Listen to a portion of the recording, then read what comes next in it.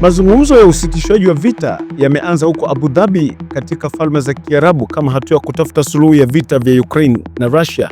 Mazungumzo hayo yamewakutanisha maafisa wa Russia, Ukraine na Marekani, yakiwa ya kwanza kufanyika kwa mataifa hayo kuketi pamoja tangu kuanza kwa vita hiyo mnamo mwaka 2022.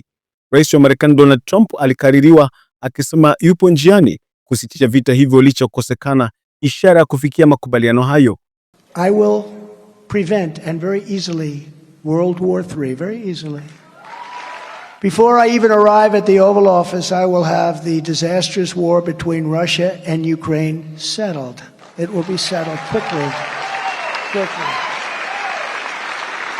I will get the problem solved, and I will get it solved in rapid order, and it will take me no longer than one day. I know exactly what to say to each of them. I got along very well with them.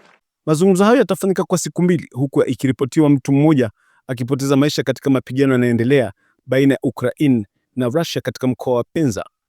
Aidha, mapigano mengine yameripotiwa katika eneo la Komshivka katika mkoa wa Zaporizhia uliopo Ukraine. Rais wa Ukraine Volodymyr Zelensky amesema mazungumzo hayo yalikosekana kwa muda mrefu tangu kuanza kwa vita hivyo.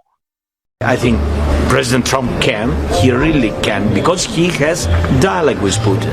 Not everybody has dialogue, just even dialogue. He has dialogue with Putin on the same levels. I think America is much more stronger than Russia, and you can see the result of this war. That's why I think that American army is stronger than Russian army, because of our experience with the war, with defending ourselves. And that's why I think he can do. Na hiyo ndiyo hali halisi ya leo duniani.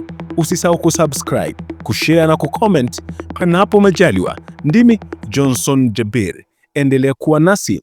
Hali halisi, ukweli haubadiliki.